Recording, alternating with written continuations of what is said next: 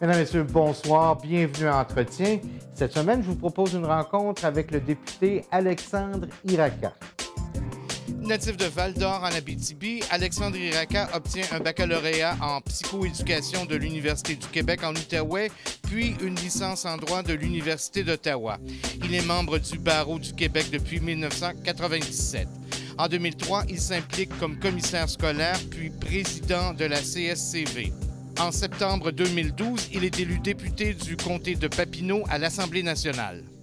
Alexandre Iraca, d'abord, merci de venir nous rencontrer. Je sais que ce sont des rendez-vous que vous acceptez pas souvent, donc merci de venir nous rencontrer. Évidemment, l'émission est enregistrée cet été. On ne sait pas s'il va y avoir des élections le printemps prochain. En fait, c'est ce qui flotte dans l'air. On n'est pas ici pour parler de politique, on est ici pour parler d'Alexandre Iraca. Ça me fait plaisir. Voilà. Donc, vous êtes natif de Val-d'Or et vous parlez souvent de votre père qui s'est retrouvé ici au Québec et c'était particulier. On arrive directement de l'Italie, on ne parle ni anglais ni français. Effectivement, mon père est arrivé, comme plusieurs immigrants, là, suite à la Deuxième Guerre mondiale, là, fin des années 40, là, début 50, par bateau.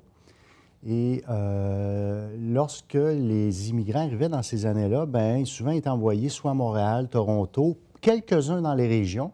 Et mon père a été envoyé là, en Abitibi parce qu'il y avait un beau minier. Il faut savoir qu'en Italie, là, après la Deuxième Guerre, il y avait peu d'emplois disponibles. Donc, plusieurs immigraient pour justement avoir un meilleur avenir, venir travailler, venir bâtir le Canada et le Québec. Alors, mon père a fait partie de ceux-là, avec mon oncle Diego Iraca, qui arrivait d'un petit village en Italie, Pelaro, alors à dans la région de Reggio di Calabria.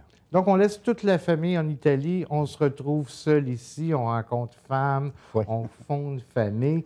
Et on sait que en fait, c'est peut-être la perception qu'on voit de l'extérieur, les familles qui nous viennent des vieux pays, donc de l'Italie, du Portugal et tout ça, des familles qui sont tissées beaucoup plus serrées que les familles traditionnelles québécoises ici. Est-ce que vous avez senti ça, vous, à Val-d'Or, là-bas? Oui, c'était tissé serré. Il y avait une petite communauté italienne aussi à Val-d'Or, là, et mon père et ma mère, mon père a marié une Québécoise, il a eu 3 enfants.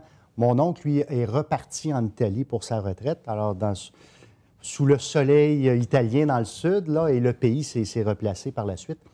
Mais mon père a adopté vraiment le Québec. Même s'il est arrivé ici, il ne parlait pas un mot français, pas un mot anglais. Et dans ce temps-là, là, il n'y avait pas d'institut linguistique ou d'office de la langue française. Ouais. Et il a appris le français. Il s'est assuré que ses 3 enfants apprennent le français. Et il s'est vraiment bien intégré au Québec. Il est tombé en amour avec le Québec. Il s'est acheté un chalet. Il a fait de la motoneige, les skidoo bombardiers jaunes, on en avait un. Donc, il s'est vraiment bien intégré. Mais oui, on était tissés serrés. Quand la famille d'Italie venait nous visiter, ben, on était tous ensemble et c'est des beaux souvenirs. Avez-vous eu l'occasion d'aller vous-même, là, quand vous étiez plus jeune, visiter la famille en Italie? Oui, absolument. La dernière fois que je suis allé, ça remonte à peu près à 4 ans. Donc, j'ai encore toute ma famille, dans le fond, du côté de mon père, demeure en Italie. Je n'ai pas de famille du côté de mon père au Canada, là, juste du côté de ma mère. Donc, on aurait pu faire l'entrevue en italien. Absolument. Vous pouvez tout à fait parler italien. Écoutez, je n'aurais pas pu vous poser les questions, donc on va la faire en français. Vous, et j'imagine parce que vous disiez que votre père a insisté pour que les enfants apprennent le français, l'anglais aussi, et les études pour vous. Est-ce que c'était une partie importante là, des valeurs qui ont été transmises dans la famille chez vous? Oui, chez nous, on devait étudier. Vous parlez d'apprendre les langues. L'italien, je le parle quelque peu parce que je ne le pratique pas souvent. Malheureusement, mon père est décédé trop jeune et j'avais 15 ans quand il est parti. Et l'un des seuls regrets, c'est de ne pas avoir appris l'italien mieux que ça.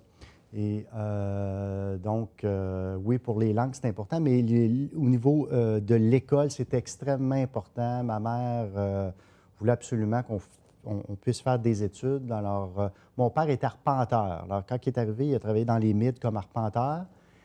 C'est comme un modèle chez nous, ça a été comme un modèle. Alors, ma sœur a fait des cours universitaires pour devenir arpenteuse géomètre, une des premières arpenteuses femmes au Québec, Ouais.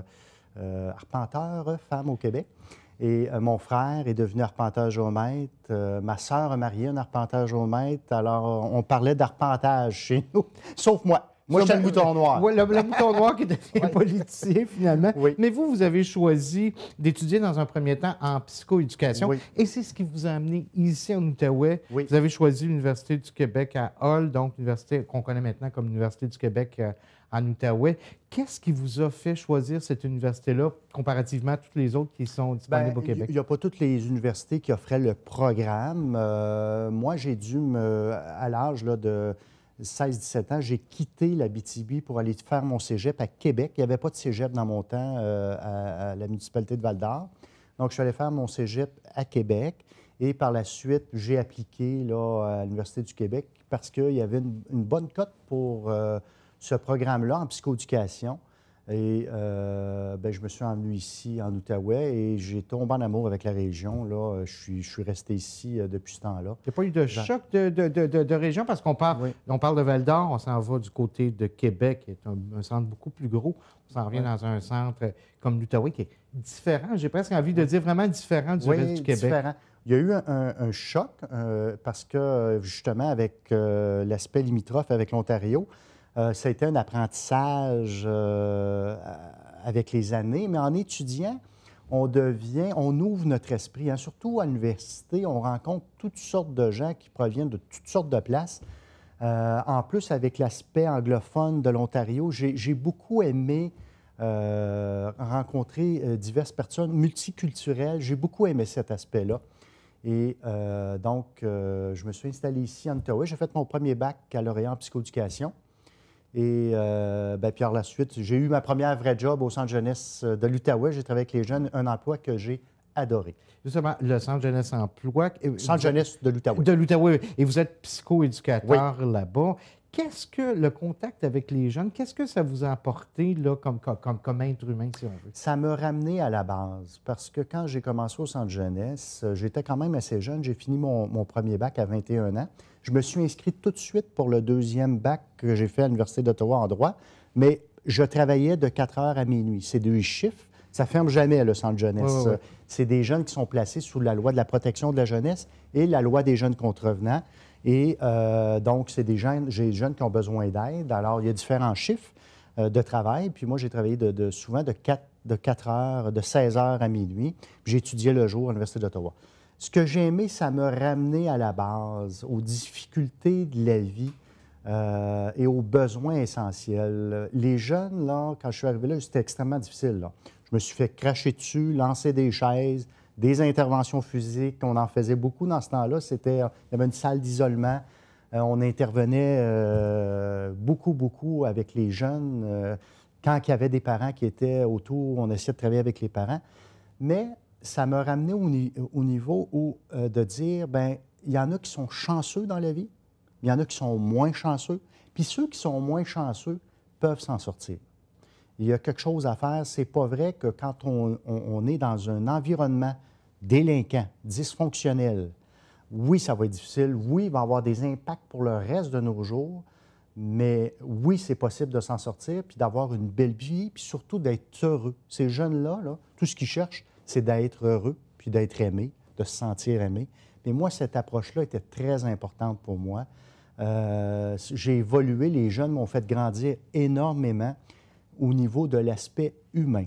Puis c'est important pour moi, je vais vous dire, parce qu'après mon bac en psychoéducation, où on travaillait sur l'aspect humain, relations humaines, sur l'individu, j'ai fait la transition vers le bac en droit, qui était tout à fait un autre monde, où c'était beaucoup plus froid, plus distant, plus rationnel. Oui.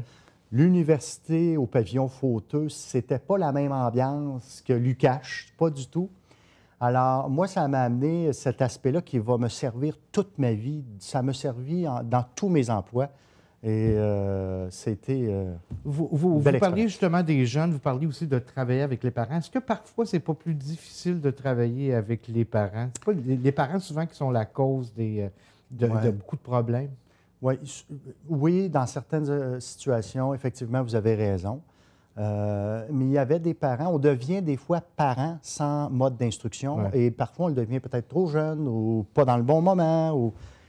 Et souvent, les parents, moi, que j'ai rencontrés, je vous dirais qu'ils étaient plus là quand les portes sont fermées, démunis qu'autre chose. Mais quand les parents sont démunis en groupe, peuvent parler très fort, puis être sur la défensive, paraître arrogant ou méchant. Mais quand les portes sont fermées un à un avec un intervenant social, un psychoéducateur, un psychologue, ils sont très démunis face à leur enfant. Souvent, ils ne savent pas quoi faire. Donc, effectivement, il faut travailler absolument sur les deux volets. Quand il y a des jeunes qui sont placés dans les centres jeunesse, il faut travailler effectivement avec le jeune, mais avec son environnement immédiat, qui sont les parents, la famille. Des fois, c'est une personne qui a une signification importante qui n'est pas nécessairement le parent aussi. Et cet emploi-là, Centre jeunesse de l'Outaouais, vous a permis de rencontrer quelqu'un qui est devenu très important pour vous par la suite. Bien, ma conjointe, là, ça fait 17 ans qu'on est ensemble, 14 ans mariés. Je l'ai rencontrée au Centre jeunesse qui, elle, faisait son stage en psychologie, qui est devenue psychologue, qui travaille maintenant à la commission scolaire au Cœur-des-Vallées depuis plusieurs années, Tina Payette. Effectivement, je l'ai rencontrée là un soir où je travaillais, qui est arrivé et je pense qu'on est tombé en amour mutuellement. Et 3 enfants maintenant qui sont âgés de 9 à 14 ans. J'imagine que ce cocon familial-là, d'autant plus que vous êtes tous les deux qui ont travaillé ou qui avez travaillé en psychologie, le cocon est important. C'est important de transmettre des valeurs, ou en fait, quel genre de valeurs vous voulez transmettre aux enfants? Bien, moi, j'ai une valeur qui m'appartient, c'est personnel à moi, peut-être que ça se dégage, là, c'est la loyauté.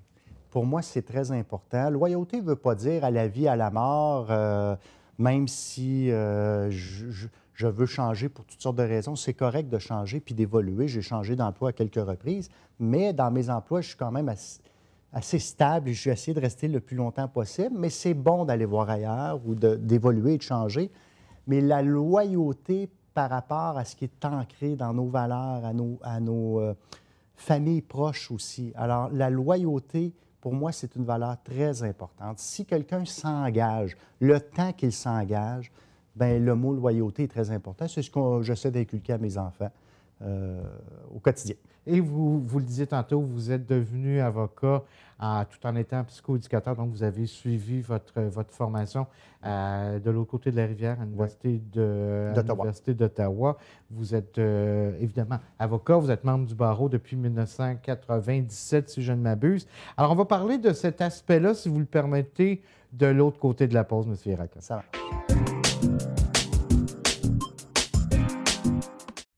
Je m'appelle Clémence. À ma naissance, il me manquait un pied, fait que j'ai une prothèse.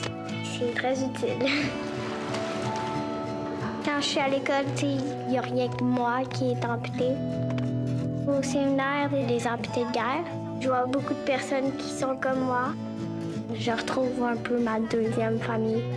Quand je reviens du séminaire, je suis énergique. Il n'y a rien qui va m'arrêter parce que je suis une vainqueur. Le séminaire des amputés de guerre, on est une grande famille, on a toute hâte de se voir. Il y a des grands, il y a des petits, puis les grands apprennent des petits comme les petits apprennent des grands. J'ai toujours aimé prendre des photos. J'étais la photographe désignée de la famille. Quand j'ai voulu poursuivre ma passion, les amputés de guerre m'ont financé ma nouvelle prothèse. Pour moi, l'association des amputés de guerre, ça m'a apporté d'être simplement bien avec moi-même. Je suis juste moi.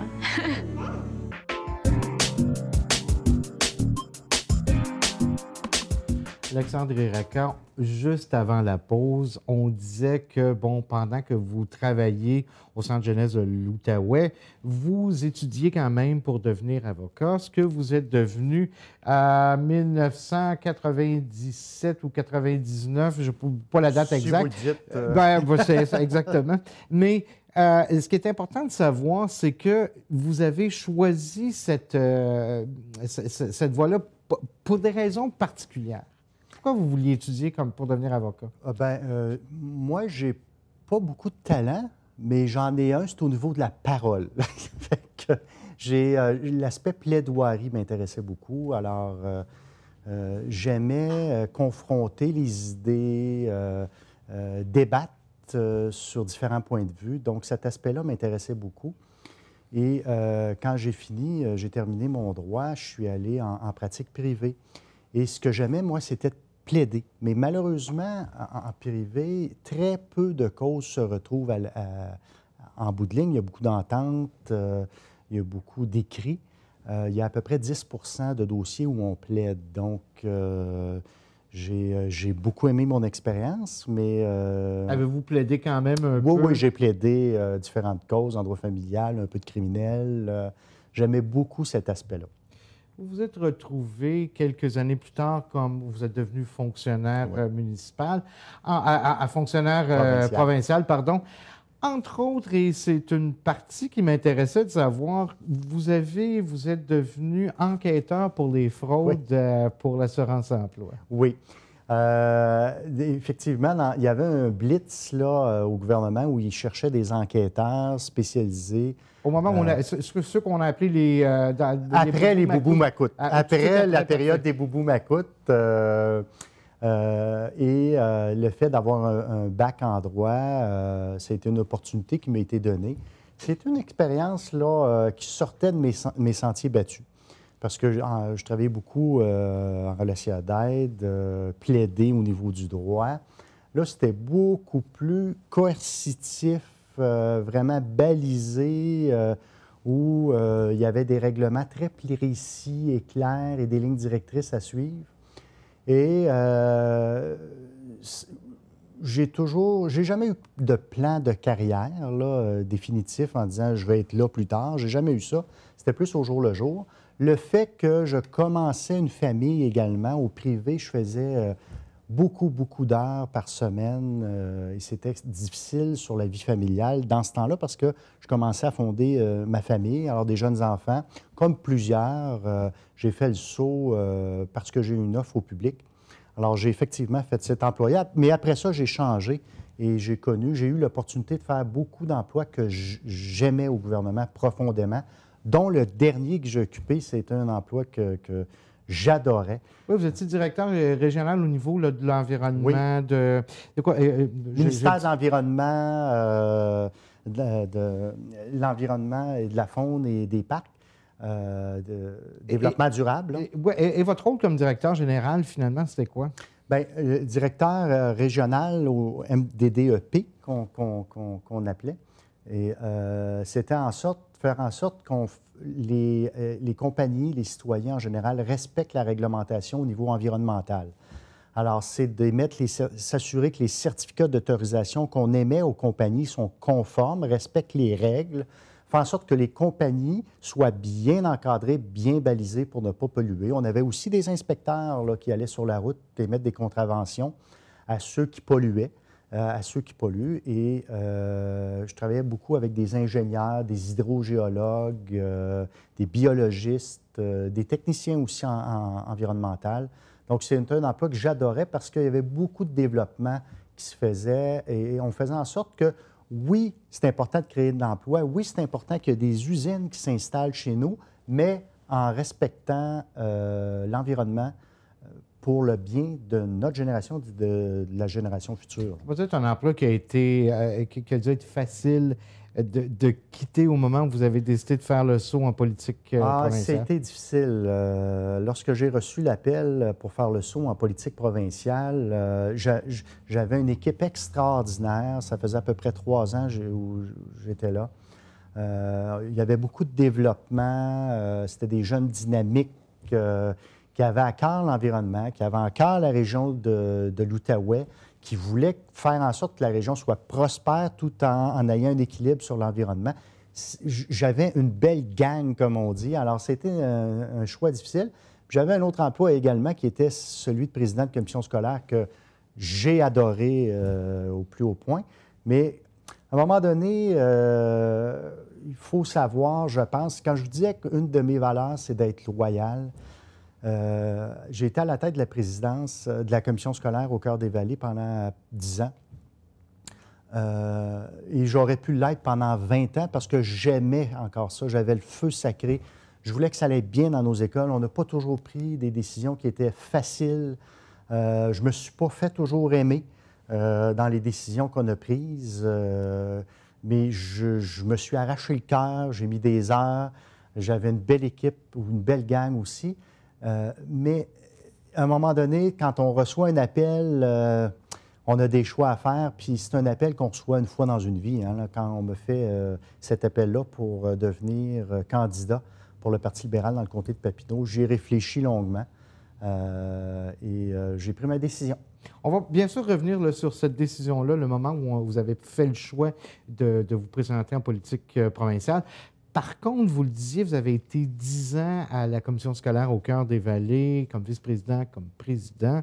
On a dit tantôt que vos enfants étaient âgés de 9 à 14 ans. Donc, quand vous avez commencé comme commissaire à la CACV, vos enfants n'allaient même pas à l'école. Qu'est-ce qui a fait que vous aviez ce besoin-là de vous impliquer à la chose scolaire? Pour moi, quand on s'implique, c'est important d'avoir une indépendance et une objectivité le plus possible. Ce n'est pas d'aller là pour régler des comptes personnels, que ce soit dans une association, que ce soit dans divers comités ou un regroupement, où on se présente, parce qu'il y a toujours un peu de politique où on va, il faut toujours faire cabale, essayer de convaincre les autres. Mais moi, les meilleures personnes que j'ai rencontrées, c'est ceux qui n'avaient aucun lien, aucun règlement de compte à faire lorsqu'ils s'impliquaient dans quelque chose. Pour moi, ça, c'est important. Et moi, j'avais le goût de m'impliquer dans mon quartier, j'avais le goût de faire de la politique, j'avais 30 ans. J'ai pris mon vélo, j'ai fait le porte-à-porte. J'avais besoin, je me souviens plus de combien de signatures, peut-être d'une quarantaine pour être candidat. J'en ai obtenu plus de 300, mais j'ai pris mon vélo, j'ai fait du porte-à-porte, j'ai cogné dans mon quartier, à Angers. J'ai fait mes débuts en politique avec la politique scolaire. J'ai adoré ça. J'ai fait des erreurs. J'ai fait des erreurs que j'ai appris maintenant aujourd'hui. C'est à force de... Si on est assis dans notre salon puis on ne bouge pas, on ne fera pas d'erreur. Ouais. Alors... j'ai fait du porte-à-porte. Les premières erreurs que j'ai faites, je vais vous le dire, hein, on est juste en tête à tête. Bien oui, absolument. En politique, j'ai promis des choses sans trop savoir, puis je me suis aventuré à un moment donné en politique scolaire en promettant sans trop vérifier. C'est une erreur que je ne ferai plus, là. J'avais promis à un moment donné, j'étais à Angers, je me souviens, j'ai dit aux gens, écoutez, ça prendrait là, une école secondaire à Angers, puis je pense que je suis capable de livrer ça, moi, là, dans le prochain mandat. Mais quand on fouille un peu, puis on regarde les statistiques, puis la démographie, puis l'argent, surtout les finances, on s'aperçoit que ça n'a pas de bon sens, là. Alors, j'ai appris beaucoup en faisant de la politique scolaire. Donc, vous décidez 2012, vous quittez votre emploi commission scolaire, vous quittez, en fait, au gouvernement, votre présidence de la commission scolaire, et vous décidez de faire le saut en politique provinciale. Je peux facilement imaginer que toute la famille a dû avoir une espèce de réunion au sommet pour prendre cette décision-là. Oui, j'ai fait une réunion avec la famille, comme on fait souvent. Mais il faut savoir, avec Tina, c'était assez clair depuis le début. Tina voulait des enfants, moi aussi. Je pense qu'elle en voulait un petit peu plus que moi, que j'en ai eu 3. Mais même avec la présidence de la commission scolaire, j'ai été très occupé, souvent parti parce que j'ai été nommé sur des comités provinciaux. Et cet aspect-là, c'est important que les choses soient claires dès le début. Puis ça a été clair avec Tina dès le début. Que le temps me manquait pour m'occuper bien de 3 enfants. Et elle m'a assuré aussi dès le début qu'elle prendrait la relève. Et c'est un peu cette entente-là qu'on a eue. La seule chose, par exemple, c'est que quand je suis là, je suis là. Ouais. Même dans le poste que j'occupe actuellement comme député, cet été, j'ai été présent chez moi. Puis les activités de comté, mes enfants sont rendus assez vieux maintenant, qui veulent participer. Donc, je les amène avec moi. Et la plus belle chose que j'ai dans ma vie, c'est pas ma job. C'est pas les quelques sous que j'ai de ramasser dans mon compte de banque. C'est pas ma voiture que j'ai, c'est mes 3 enfants. Honnêtement, là, ça, là, c'est ma priorité, c'est mes 3 enfants. Puis, ils ont 2 modèles, celui de leur mère qui travaille de 8 à 4 comme psychologue à la commission scolaire, qui est présente à tous les jours. C'est le pôle central à la maison. Celui de leur père qui est présent les fins de semaine, qui est un peu occupé dans toutes sortes d'activités de comté. Mais je vous dirais que ça a été une année de transition cette année parce que, honnêtement, j'ai été plus souvent parti avec l'emploi de député que comme président de commission scolaire. C'était difficile au début. Maintenant, je vous dirais que depuis quelques mois, on a eu une belle adaptation, puis ça va bien. Vous vous retrouvez, évidemment, après une course qui a été très chaude, on s'en souvient, c'est presque à la dernière boîte de scrutin qu'on a su que c'est vous qui alliez être notre député. Vous vous retrouvez dans l'opposition. Est-ce que vous êtes un petit peu déçu d'être à l'opposition, M. Iraka? Bien, quand on se présente, on y va toujours pour gagner. Moi, je n'ai jamais eu rien de facile dans ma vie. J'ai toujours travaillé. Je proviens de la classe moyenne. Je vais faire mon épicerie. Je vais aux arénas reconduire mes enfants au hockey. J'ai toujours travaillé dans ma vie, puis j'aime ça. Je n'ai jamais eu rien de facile. Aux dernières élections, ça n'a pas été facile. Il faut savoir une chose, les dernières élections, pour avoir parlé à des collègues qui en ont fait plusieurs, c'était leur plus difficile élection à vie en tant que libéral. C'était pas à la mode d'être libéral aux dernières élections. M. Charest qui venait de partir après... 10 ans de pouvoir, voilà. Il y avait de l'usure un petit peu, je pense, qui était là. Toute l'histoire de la collusion, corruption, la crise étudiante, c'était une campagne difficile. On le savait que c'était pour être difficile. Norm, la première fois qu'il a été élu, il a été élu par 800 voix de majorité. Donc, il faut savoir que quand on se présente, il ne faut pas se présenter toujours quand ça va bien, là. Moi, je me suis présenté après que les libéraux étaient là 10 ans de temps au pouvoir. C'était difficile, puis je le savais, puis j'ai pris cette chance-là, puis ce risque-là. Je remercie la population de m'avoir fait confiance, avoir fait confiance au Parti libéral. Avez-vous l'impression, en terminant, que d'être dans l'opposition, vous pouvez quand même, comme député, faire avancer les dossiers du comté ici? Absolument, absolument. Il y a des choses que j'aimerais qu'ils avancent plus vite, dont le terrain synthétique, l'ambulance qui manque ici pour la petite nation, l'urgence qui n'est pas toujours ouverte à Saint-André. Il y a plein de projets que je trouve qui n'avancent pas assez vite, mais au moins, on a l'opportunité de dire notre point de vue à la période des questions à l'Assemblée nationale, de convoquer des rencontres avec les ministres responsables des dossiers. Donc oui, il y a du travail à faire en opposition. J'aime la situation actuelle, mais j'aime encore plus quand on va être au pouvoir aux prochaines élections. Alors, c'est ce qu'on va vous souhaiter, M. Iraka. Merci infiniment du temps que vous nous avez consacré. Alors, c'est ce qui complète notre émission pour aujourd'hui. Mon nom est Michel Pilote, au nom de toute l'équipe de TVC Basse-Lièvre. Bonne fin de soirée sur nos ondes. On se revoit la semaine prochaine pour une nouvelle émission Entretien. Merci.